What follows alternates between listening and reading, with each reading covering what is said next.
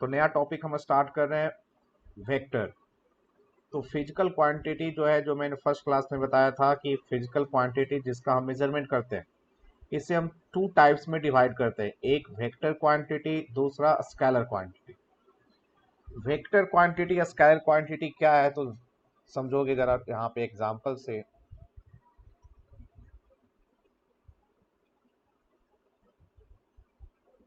यहाँ एग्जांपल से समझो, एक बॉडी है,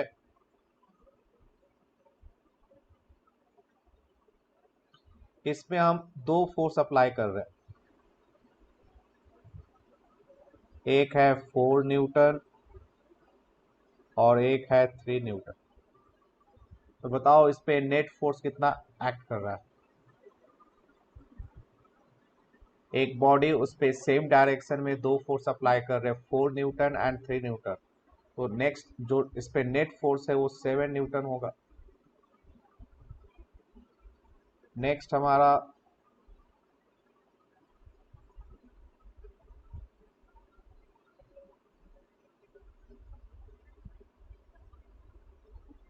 एक बॉडी, इस पे फिर से दो फोर्स अप्लाई कर रहे हैं, एक 4 न्यूटन, अपोजिट डायरेक्शन में 3 न्यूटन।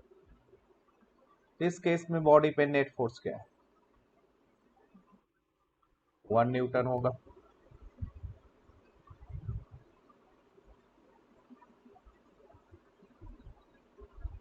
उसी तरह से फिर से एक बॉडी है,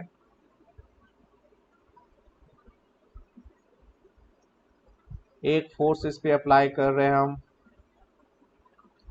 4 न्यूटन, दूसरा बॉडी अप्लाई कर रहे हैं 3 न्यूटन। तो जब एक्सपेरिमेंट से फाइंड करोगे तो इसका जो नेट इफेक्ट आएगा, तो जो नेट फोर्स है वो होता है 5 न्यूटन।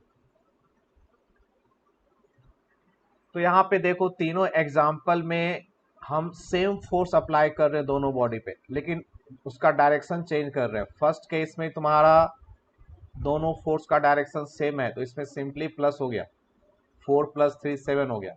सेकेंड एग्जाम्पल में फोर्स अपोजिट है, इसमें से सब्ट्रैक्ट हो गया, 4 - 3 1 हो गया। थर्ड केस में परपेंडिकुलर है, तो इसमें फोर्स की वैल्यू 5 आएगी। यदि कोई और एंगल कर दोगे तो वैल्यू कुछ और हो जाएगा। तो इसका क्या मीनिंग हुआ? इसका मीनिंग ये हुआ कि जो फोर्स का इफेक्ट है वो उसके डायरेक्शन पे भी डिपेंड कर रहा है। यदि फोर्स का डायरेक्शन चेंज करोगे तो उसका जो इफेक्ट है वो चेंज हो जाएगा। तो जैसे यहाँ पे तीनों एग्जाम्पल में जो 3 न्यूटन का फोर्स है उसके डायरेक्शन चेंज कर रहे हैं, तो देख लो उसका इफेक्ट चेंज हो रहा है। फर्स्ट केस में 4 के डायरेक्शन में लगा अप्लाई कर रहे हैं तो प्लस हो गया, सेकेंड एग्जाम्पल में 4 के अपोजिट अप्लाई कर रहे हैं तो माइनस हो गया, थर्ड केस में परपेंडिकुलर कर रहे हैं तो कुछ और वैल्यू आ गई। तो इस तरह की क्वांटिटी को हम बोलते हैं वेक्टर क्वांटिटी, जहाँ पे उसके डायरेक्शन को चेंज करने से उसका इफेक्ट चेंज कर जाए, तो हम कहते हैं कि उस क्वांटिटी में डायरेक्शन भी है। तो जिस फिजिकल क्वांटिटी में मैग्नीट्यूड हो, डायरेक्शन हो, और एक और कंडीशन है कि उसके ऐड करने का एक लॉ है, जैसे मैंने यहाँ पे जो ऐड किया तीनों को, बाद में हम इसका फॉर्मूला पढ़ेंगे, उस लॉ ऑफ एडिशन के अकॉर्डिंग ऐड हो रहा हो, तब हम कहेंगे वो वेक्टर क्वांटिटी है। तो वेक्टर में होने के लिए तीन चीजें, फर्स्ट कि उसमें मैग्नीट्यूड होना चाहिए, मतलब कुछ वैल्यू हो, डायरेक्शन होना चाहिए, एंड थर्ड कि उस वेक्टर को ऐड करने का जो लॉ है, ट्रायंगल ऑफ एडिशन है, पैरेललोग्राम लॉ ऑफ एडिशन है, किसी भी एक लॉ को, दोनों से फॉर्मूला एक ही है, बस डायग्राम अलग अलग बनता है, उस लॉ के अकॉर्डिंग ऐड होना चाहिए। तो उस फिजिकल क्वांटिटी को हम क्या बोलते हैं? Vector quantity. एग्जाम्पल जैसे मैंने तुम्हें बताया यहाँ पे फोर्स, उसी तरह से होता है वेलोसिटी, डिस्प्लेसमेंट, ये जो क्वांटिटी है वेक्टर क्वांटिटी है। इसमें इस क्वांटिटी के डायरेक्शन चेंज करोगे तो उसका जो इफेक्ट है वो चेंज हो जाएगा। आई बात समझ में सभी को? बोलो बोलो बोलो, समझ में आ गया सभी को? अब देखो इसी में एक और एग्जांपल है करंट के बारे में, वो मैंने यहाँ पे लिखा रखा है सब कुछ, देखोगे यहाँ पे लिखा हुआ है सब कुछ, सारा कुछ। तो करंट के केस में देखो, पहले तो ये मैं प्रूव करूंगा कि करंट में डायरेक्शन है। तो कैसे प्रूव करूंगा, देखो ये जो टॉपिक है मुझे लगता है कि 10th क्लास में तुमने शायद पढ़ा होगा, मैग्नेटिज्म वाला चैप्टर। ये एक मैग्नेटिक निडल है, ये नॉर्थ पोल और ये साउथ, ठीक। और उसी के अलोंग एक वायर है जिसमें कि करंट फ्लो कर रहा है इस डायरेक्शन। तो जब करंट जिस डायरेक्शन में मैंने बताया उस डायरेक्शन में फ्लो करेगा तो जो मैग्नेटिक निडल है वो डिफ्लेक्ट कर जाता है, वो इस तरह से ये इधर चला जाएगा, डिफ्लेक्ट होगा, इसका डिफ्लेक्शन इधर होगा। दूसरा एग्जांपल ले फिर से,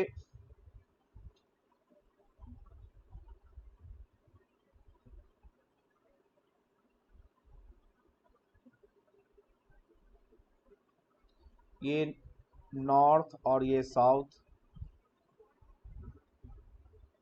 ये एक वायर और करंट इस डायरेक्शन में फ्लो कर रहा है। तो इस केस में फिर से डिफ्लेक्शन होगा, लेकिन डायरेक्शन डिफ्लेक्शन इस तरह से उल्टा हो गया डिफ्लेक्शन। पहले डिफ्लेक्शन, अभी देखो डिफ्लेक्शन में देखो अपोजिट हो गया। तो जब हमने करंट का डायरेक्शन चेंज किया तो उसका इफेक्ट जो है वो चेंज हो गया, क्योंकि डिफ्लेक्शन अपोजिट हो गया। इसका मतलब करंट में डायरेक्शन है। अब देखेंगे, ऐड करेंगे, तो देखो यहां पे समझोगे,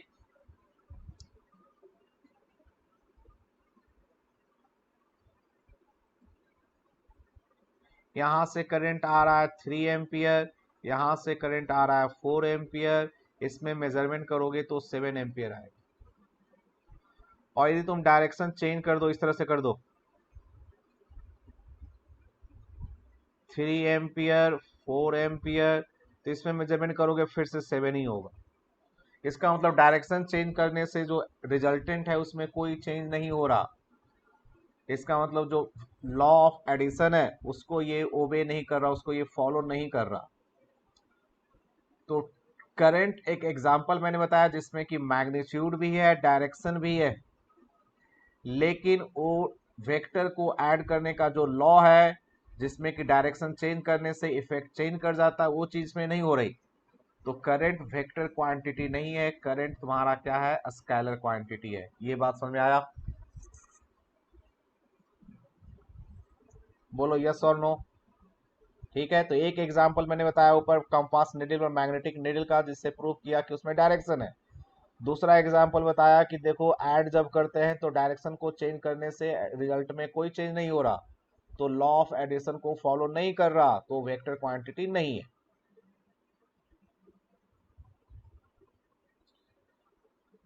अब वेक्टर को रिप्रेजेंट कैसे करते हैं, तो सिंबॉलिकली कैसे रिप्रेजेंट करते हैं, तो दो मेथड है कि जब हम या तो बोल्ड लेटर से लिखेंगे, बोल्ड लेटर जानते ही हो, कंप्यूटर में होता है ना बोल्ड,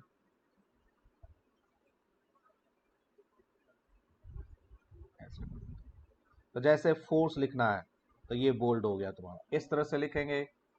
या फिर दूसरा मेथड है कि उसका जो सिंबल है उसे लिखो और उसके ऊपर एक एरो लगा दो। क्लियर? तो हमें कोई क्वांटिटी लिखा हुआ है तो हमें कैसे पता चलेगा कि वो वेक्टर है कि स्केलर? सिंबल से। तो या तो वो बोल्ड लेटर में लिखा हुआ होगा या फिर उसके ऊपर एरो लगा हुआ होगा, तो हमें पता चलेगा कि वो वेक्टर क्वांटिटी है। तो जब हमें लिखना हो तो हम तो बोल्ड लेटर से नहीं लिख सकते, तो हम क्या करेंगे, उसके सिंबल के ऊपर एक एरो लगा देंगे। फोर्स हो गया, वेलोसिटी। नेक्स्ट, ग्राफिकली कैसे रिप्रेजेंट करते हैं, तो जो वेक्टर क्वांटिटी है वो हमेशा एक स्ट्रेट लाइन होगा और उसमें एक एरो लगा होगा उसके डायरेक्शन में, जिस डायरेक्शन में उस वेक्टर का डायरेक्शन है उस डायरेक्शन में एक एरो लगा होगा। अब इस स्ट्रेट लाइन का लेंथ क्या होना चाहिए, ये भी इंपॉर्टेंट होता है। तो मान लो एक फोर्स मैंने अभी रिप्रेजेंट किया 10 न्यूटन का, ये फोर्स है 10 न्यूटन का, इसकी वैल्यू है 10 न्यूटन। मुझे एक दूसरा फोर्स रिप्रेजेंट करना है सेम डायरेक्शन में लेकिन वैल्यू 5 न्यूटन। तो डायरेक्शन सेम लेकिन वैल्यू 5 न्यूटन, इसका हाफ। तो जो सेकेंड बनाएंगे हम,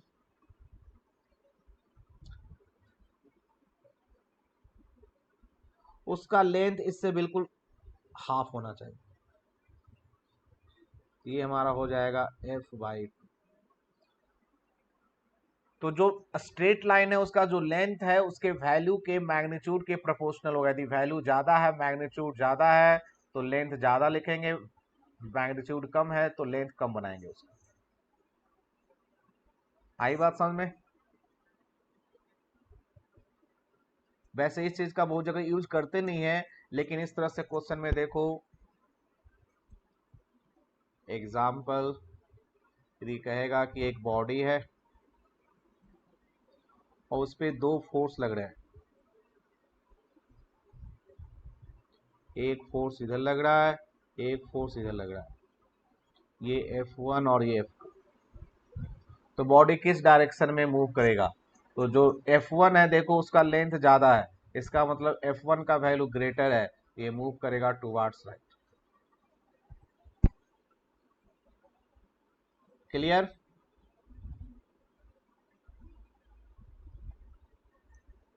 बोलो क्लियर है ना?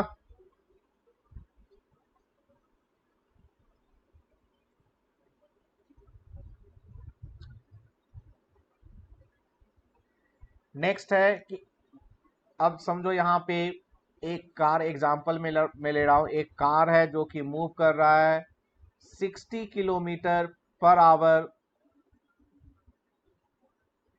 नॉर्थ की डायरेक्शन में, ड्यू नॉर्थ। तो हम लिखेंगे इस तरह से, उसकी वेलोसिटी हो गई 60 kilometre per hour due north. ये हो गया, फर्स्ट हो गया मैग्नीट्यूड, दूसरा क्या हो गया? डायरेक्शन। यदि मुझे सिर्फ मैग्नीट्यूड लिखना है, सिर्फ लिखना है 60 किलोमीटर पर आवर, मैं डायरेक्शन उसका लिखना नहीं चाहता हूं, मैं बताना नहीं चाहता हूं, उस केस में यदि हम लिखेंगे कि वेलोसिटी है हमारा 60 किलोमीटर पर आवर और डायरेक्शन नहीं लिखेंगे तो ये गलत हो जाएगा, ये सही है। तो मैं, यदि तुम v वेक्टर लिखे हो तो तुम्हें मैग्नीट्यूड भी लिखना पड़ेगा, डायरेक्शन भी लिखना पड़ेगा। तुम सिर्फ मैग्नीट्यूड नहीं लिख सकते। इस तरह से सेकंड जो मैंने लिखा है उस तरह से लिखोगे तो गलत हो जाएगा। लेकिन तो हमारा रिक्वायरमेंट क्या है कि हम तो सिर्फ 60 किलोमीटर ही पर आवर लिखना चाहते हैं, डायरेक्शन लिखना नहीं चाहते, बताना हमें जरूरत नहीं है। तो किस तरह से लिखेंगे?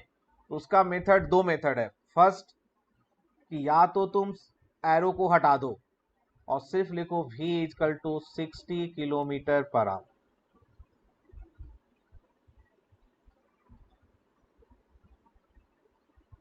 ठीक है, इस तरह से लिखेंगे, जो हमारा एरो है उसे हटा देंगे। यही एक मेथड है, दूसरा नहीं, एक ही मेथड।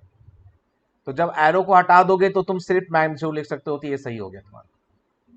ये तुम v वेक्टर, v पे एरो लिखोगे तो तुम्हें मैग्नीट्यूड और डायरेक्शन दोनों लिखना पड़ेगा। यदि सिर्फ मैग्नीट्यूड लिखना चाहते हो तो उसके ऊपर जो एरो लगा हुआ है उसे हटा दो, ये हो गया 60 किलोमीटर पर आवर। अब तुम कहोगे यदि मैं सिर्फ डायरेक्शन लिखना चाहूं तो कैसे लिखूंगा? तो भी आगे एक टॉपिक है यूनिट वेक्टर, उसमें मैं बताऊंगा कि सिर्फ डायरेक्शन लिखना हो तो किस तरह से लिखते हैं। बोलो क्लियर है सभी के लिए? नेक्स्ट एंड लास्ट पॉइंट है कि जो वेक्टर का मैग्नीट्यूड है वो निगेटिव नहीं होता। मतलब कि वेक्टर का मैग्नीट्यूड या तो पॉजिटिव होगा या जीरो होगा, निगेटिव नहीं होगा। जबकि वेक्टर पॉजिटिव नेगेटिव दोनों हो सकता है, इसको मैं लिख देता हूं, but vector can be positive और नेगेटिव। वेक्टर पॉजिटिव हो सकता है, वेक्टर नेगेटिव हो सकता है, लेकिन उसका जो मैग्नीट्यूड है वो नेगेटिव नहीं होगा। इसका क्या मतलब है समझोगे यहां पे, कि मान लो तुम्हारा वेलोसिटी है v equal to 60 kilometre per our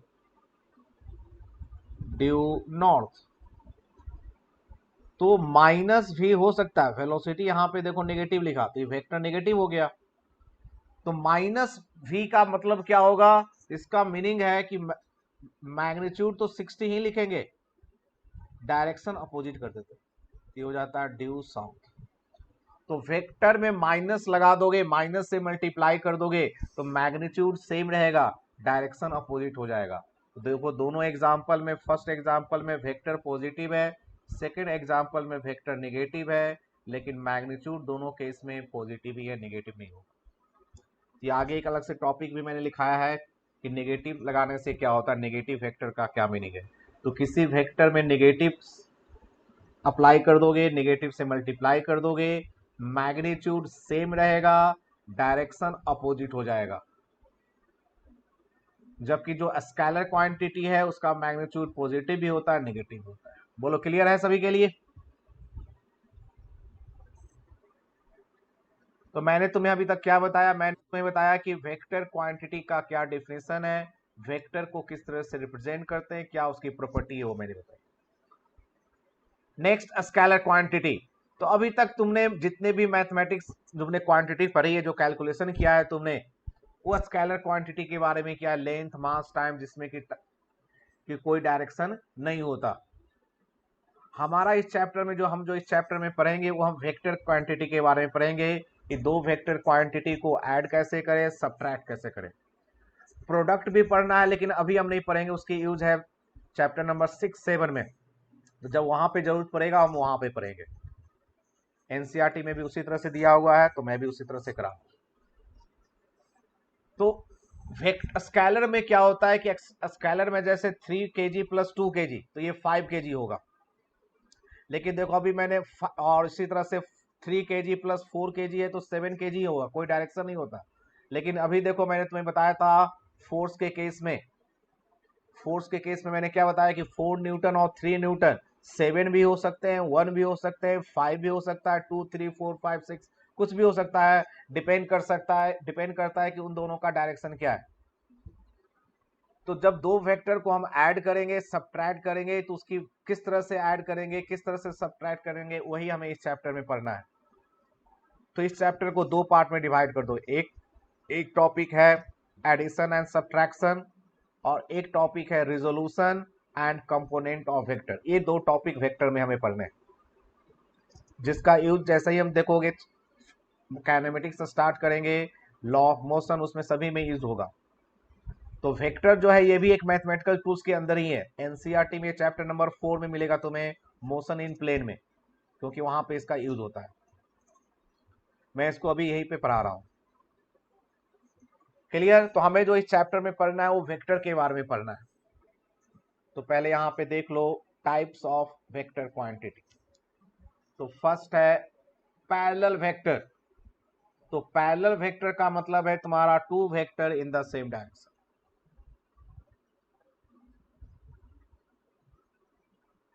to vector same direction में हो तो हम कहेंगे पैरेलल वेक्टर,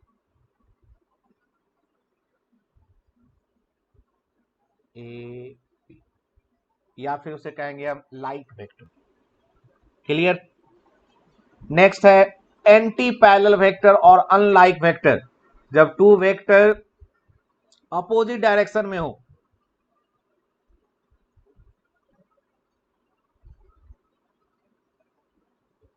तो उसे हम कहेंगे एंटी पैरेलल वेक्टर और unlike vector. Clear? Two vector same direction में पैरेलल वेक्टर, अपोजिट डायरेक्शन में anti parallel vector. C equal vector. Equal vector में दोनों का मैग्नीट्यूड भी सेम होना चाहिए और डायरेक्शन भी सेम होना चाहिए, ये ध्यान रखना है।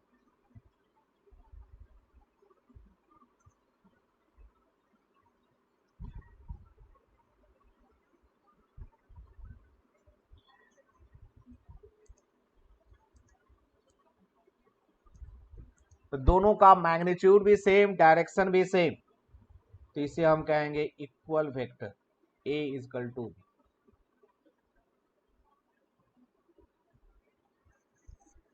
बोलो क्लियर? तो मैंने एक बताया parallel, two vector same direction में तो parallel, anti parallel opposite direction anti parallel, equal में डायरेक्शन सेम मतलब पैरेलल तो होगा ही, मैग्नीट्यूड भी सेम, तो उसे कहेंगे इक्वल वेक्टर। और लास्ट है जीरो वेक्टर, तो जिस वेक्टर का magnitude zero that is called zero vector. Zero कैसे हो सकता है, एग्जांपल समझोगे तो जैसे एक बॉडी है और इस पे दो फोर्स एक्ट कर रहे हैं,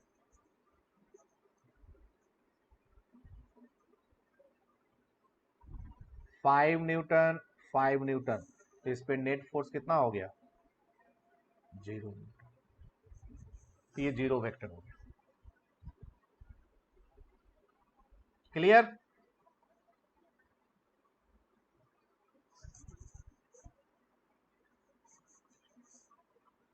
नेक्स्ट है हमारा law of addition of vector. तो इसमें फर्स्ट है parallelogram law of addition of vector. तो देखो कैसे करेंगे, इसमें समझो।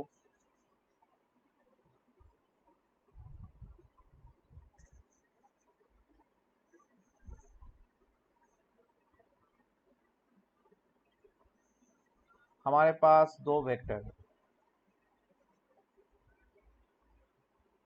वेक्टर ए वेक्टर बी, इन दोनों को ऐड करना है। तो वेक्टर जहां से स्टार्ट होता है दैट इज कॉल्ड टेल, और वेक्टर जहां पे एंड करता है that is called head.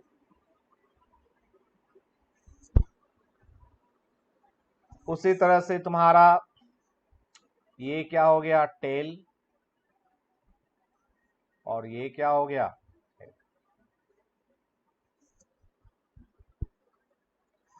Parallelogram law of addition में हम एक पैरेललोग्राम फॉर्म करते हैं। कैसे फॉर्म करते हैं, एक वेक्टर के टेल पे दूसरे का टेल रखेंगे, तो देखो कैसे रखेंगे।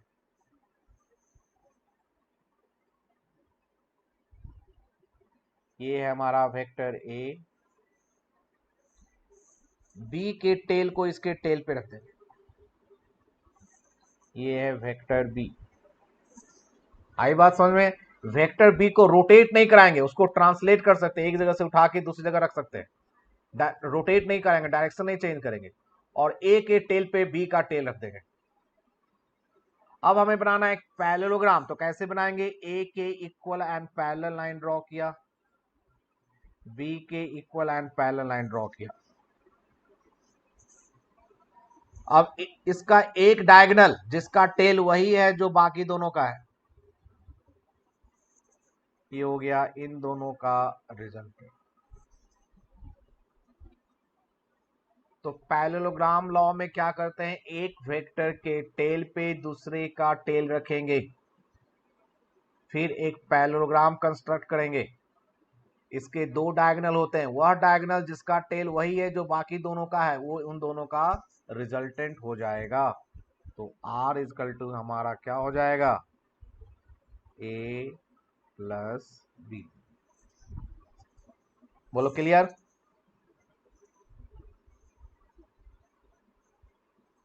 क्लियर है?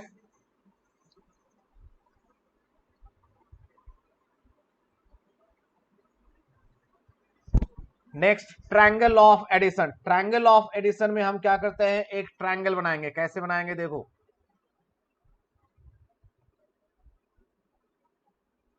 ये एक वेक्टर ए जो पहले था उसी तरह से मैंने बनाया, ये vector B,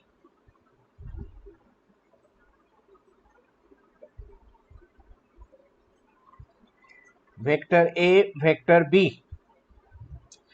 triangle of addition में हम क्या करते, एक वेक्टर के हेड पे दूसरे का टेल रखेंगे। पैरेललोग्राम में क्या बताया था मैंने, टेल पे टेल रखते हैं, ट्रायंगल लॉ में हेड पे टेल रखना है।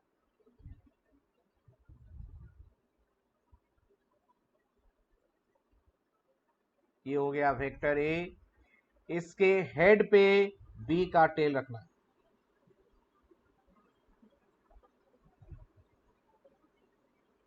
आई बात समझ में, दोनों में क्या डिफरेंस है। पैरेललोग्राम में हम कैसे बनाएंगे, टेल पे टेल रखेंगे। ट्रायंगल लॉ में हम एक वेक्टर के हेड पे दूसरे का टेल रखेंगे, तो दो साइड बन गए, तो जो थर्ड साइड होगा ये हो गया थर्ड साइड।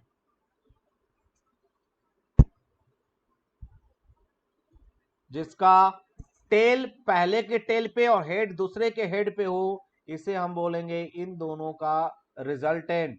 तो आर इजकल टू हमारा हो गया ए प्लस बी।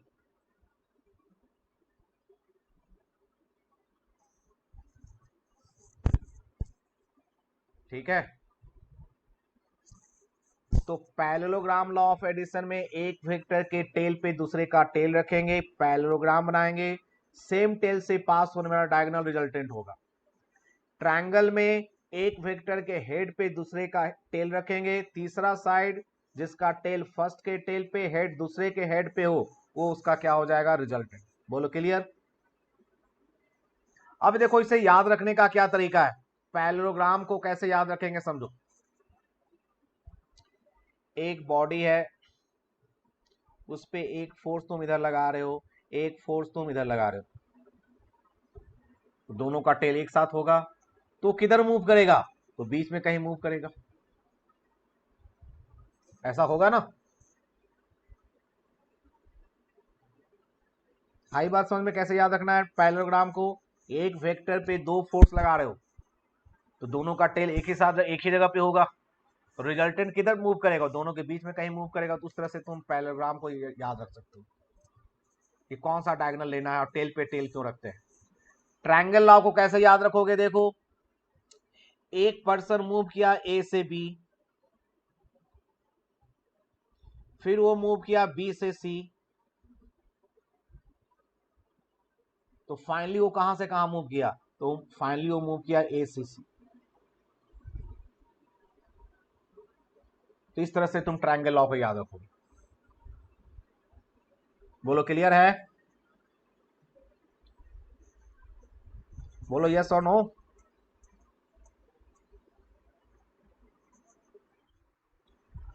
लास्ट है पॉलीगन लॉ। पॉलीगन लॉ जो है उसमें हम दो या दो से अधिक मोर देन टू वेक्टर को ऐड करेंगे, और मेथड हमारा वही है जो ट्रायंगल लॉ का है। तो देखो इस केस में हमारे पास जैसे मान लो तीन वेक्टर हो, vector A, vector B, vector C, इन तीनों को ऐड करना है। तो इसमें हम मेथड वही लगाएंगे जो ट्रायंगल लॉ में लगाए थे। क्या लगाया था हमने कि एक के हेड पे दूसरे का टेल रखते हैं, ये हो गया वेक्टर ए, इसके हेड पे बी का टेल रख दो, ये हो गया वेक्टर बी, और इसके हेड पे सी का टेल रख दो, ये हो गया वेक्टर सी। तो वह साइड जो इसको कंप्लीट करेगा, इस साइड ने इसको कंप्लीट किया,